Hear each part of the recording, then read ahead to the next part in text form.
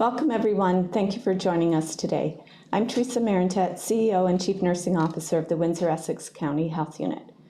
Today we are reporting an increase of 28 new cases of COVID-19 in Windsor and Essex County. 14 are close contacts of confirmed cases, 9 are community acquired, and 5 cases are still being investigated.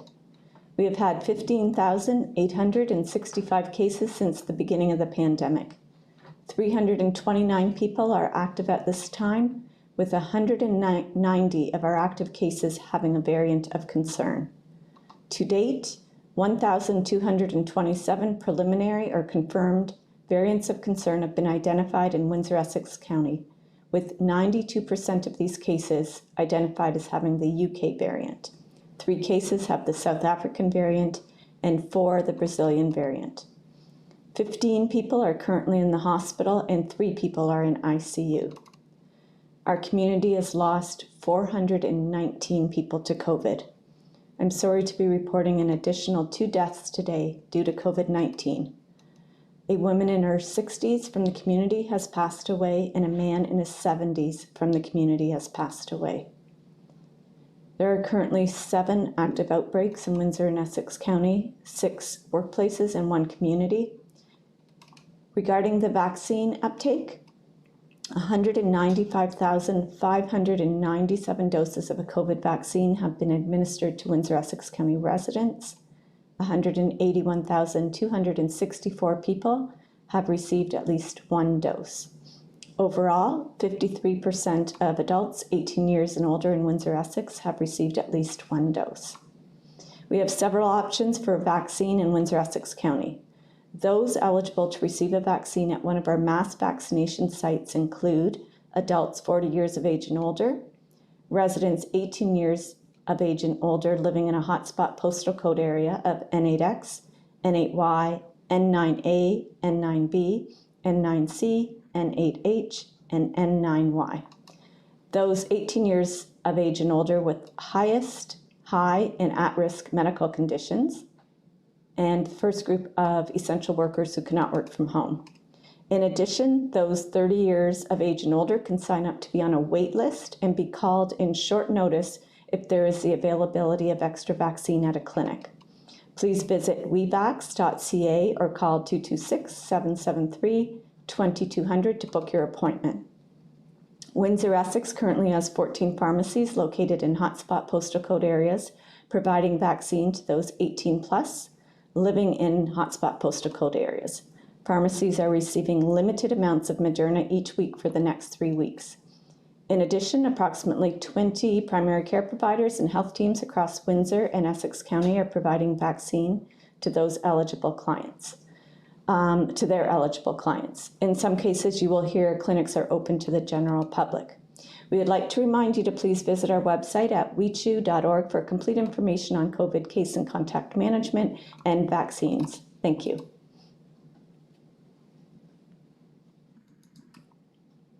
We'll now take questions from the media. Today we're going to start with Blackburn. I'm going to pass on this go around. Okay. We'll now start with Windsor Star. Nothing further, thank you. Any questions from AMA 100? Teresa, like you mentioned just now about the rollout and how some physicians are administering the vaccine, I know there was some pop-up clinics over the weekend, and I believe there's some still this week. Do those physicians have to get approval from the health unit to host these pop-ups? They're not getting approval. They're not health unit led pop-ups. They're led by the physician or the primary care provider. So we are involved. We're administering, we're distributing the vaccine to them. And there are some logistics that we're involved with regarding COVAX and, some other issues, but we're not physically, providing resources to the vaccine clinic. It's up to them how they're distributing it. And I know that some are having what they deem pop-up clinics or drive-through models, but they're not initiated by our health unit. They're not health unit led. I guess after their held, do you hear from the physicians? It just seems like the ones this past weekend that were held were very successful. I believe there's one, it might be tonight or later this week.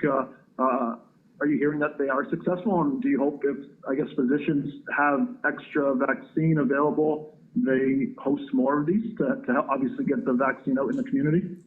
So I don't want to imply that we're not closely aligned with the primary care providers.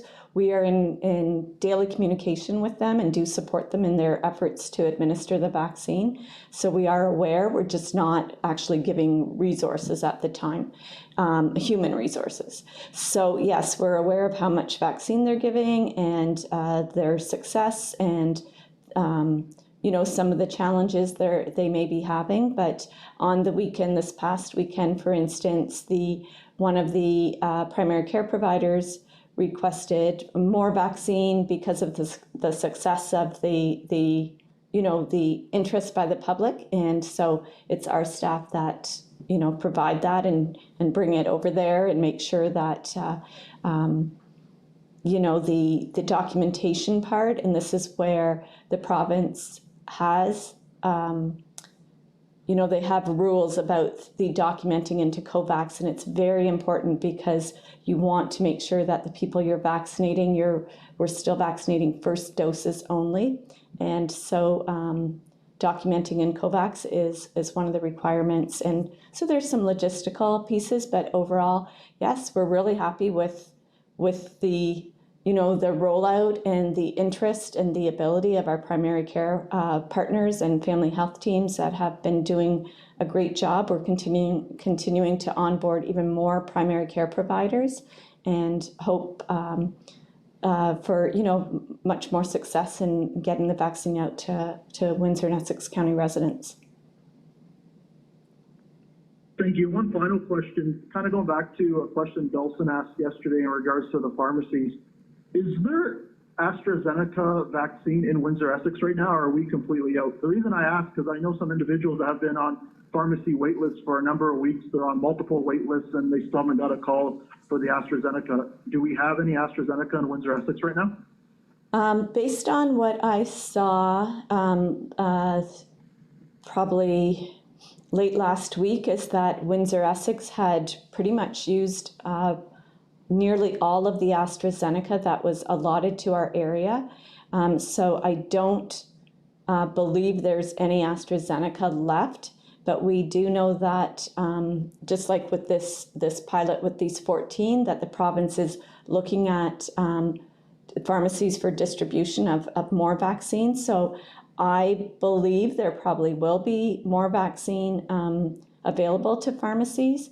We might just not have it at this time. So if people are on wait lists, keep your wait list. But if there's another opportunity that arises, take that opportunity to get vaccinated. But pharmacies are part of the vaccine rollout strategy as our primary care providers. So we're doing everything we can to keep supporting that. And I think there'll be more vaccine coming to those distribution channels. So I know I said that was my last one, but just want to go off one of the comments you just mentioned. So if you're on a wait list right now at a pharmacy, and I know obviously the health unit opened it up to 40 and over, and that's what the pharmacy was. So if you can have the opportunity to book an appointment through the WeVac system, I guess, are you suggesting that? But also, if there's appointments available, and also keep your appointment or your wait list at the pharmacy too? Well, obviously, what we've even experienced in our mass clinics is that people will be on a couple different wait lists, and where it gets a little difficult is when they don't cancel their other appointment. So if someone's on a wait list, whether it's at a mass vaccination site or a pharmacy, and they do get their vaccine through whichever method, we would love it if they would cancel the other appointment. So then we don't have, no shows and people not attending for their appointment. So right now with the pharmacies, I would say that if they have if they don't want to wait it out, and there are open spots. Like you said, we dropped our age band to 40 plus, and I believe there is the ability to get vaccinated at a couple of the clinics. So, you know, if you're able to do that, if you're not and you want to wait for the pharmacy, I don't know when they'll get their next shipment, but I do know that it's part of the overall strategy as we move forward and continue to distribute vaccines. So it will come, but people have to kind of monitor their options. Thanks, Teresa. Any questions from CTV? Yes, I know that you guys you touched on a few questions that I have, but we're just looking on for updated quotes and whatnot. So just as Rob was talking about the AstraZeneca, the thoughts on mixing doses again. I know a lot of research is being done on that. So we haven't received any direction from the ministry about the, you know, administering different second doses, but based on direction from the ministry and NACI, we'll do whatever, you know, whatever is appropriate. But right now we haven't received any direction regarding the mixing of two different vaccines. So right now, people that received AstraZeneca would probably be due for their second dose in July. So there's a little bit of time, and I'm sure we'll get clear direction well in advance of that day. Okay, great. And regarding the Janssen single shot, do we have any supplies of that? Is that coming in? And will that be going to a specific population here? So we do know that Johnson & Johnson is something that may be available to us, but it's not at this time. And the intent, because it's a single dose vaccine, would be to, populations that you may not have access to on a regular basis. So we would say people that are, maybe temporary foreign workers or people that are residing in transit, that are transient and maybe are in the homeless population. So we have already vaccinated our temporary foreign workers, and we've done a strategy in the homeless population as well. But you can see that the one dose would be very beneficial for people that you may not have the ability to see them again for second doses. I think that when it becomes available to our area, we'll be very strategic on the right population and who to administer it to. But right now, we've been moving ahead with whatever vaccine we do have access to. And with our temporary foreign workers, we distributed Moderna, and that does require a second dose, as all of the vaccines we've given out. So we'll continue to do, to use the vaccine we have in hand. But Janssen would be very, very a good practical solution for some populations. Okay, great. And the last question, again, I know you touched on this yesterday, but the province is opening up to Group 2 today. And you guys mentioned yesterday that right now that's going to be a little bit delayed for our area. Can you explain that again for us? So we are not opening up essential workers that are in the second group, according to the provincial document that they've provided. And we're monitoring all of our vaccine spaces and our availability. The province will be moving down to 40 plus this week. We already moved down to 40 plus. So we're hoping we are capturing people in the second group of essential workers that cannot work from home. But we'll continue to monitor our supply and our ability to open up. And we don't want to further frustrate our residents by opening up an eligibility criteria with not enough spaces or availability through the booking site. So is there a reason why you guys decided to do 40 plus versus group 2? Moving down in the age band is pretty is a good way to capture people that are working. We know that people in their 40s are out in the workforce, and we believe that they would be, that we would capture some of the essential workers, and as well capture other people that have been waiting for a vaccine. So, there's different strategies and different abilities to get the vaccine out, and the essential workers are coming. They'll be a very big group, and we just want to make sure that the people that are still out there that haven't been vaccinated in these age groups have the ability. So it's a little bit of control, not a lot of control, but a little bit of control, keeping it with the age base for the next little while. Thank you. Any questions from CBC? Yes, good morning. With regard to the limited supply of vaccine in the Moderna pilot at those 14 pharmacies, is there any indication that supply could increase at some point after those 3 weeks? I would think that the ministry is looking at that is the intent, to onboard lots of pharmacies and really look at that strategy for first and second doses. So I think there'll be the ability for more pharmacies to come on board and to give the vaccine, whatever vaccine would be available. So even though right now with the Moderna, we're deemed it's a pilot site, but we know it's moving well. Our pharmacies are well equipped and to administer vaccines. They've done it before with the flu vaccine. So they're a good group to engage, and that's what the province is doing across Ontario, and that's what we're doing here in Windsor. Okay, and just to be clear about the group 2 essential workers, do you still anticipate that at some point this week, vaccination booking eligibility will be open to that population, or? I'm not sure about this week. We haven't specifically talked about a day this week, but I know today's Tuesday and things are moving quickly.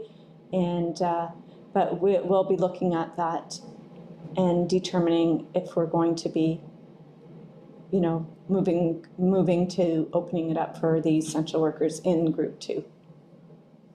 So I don't have that exact answer today, but it is on our, it is one of the discussions that we've been having. Thank you. Any additional questions from Blackburn? Yes, Teresa, I just wanted to ask you, you mentioned no-shows and emphasizing that people really need to cancel appointments they don't use. Is this still an ongoing issue?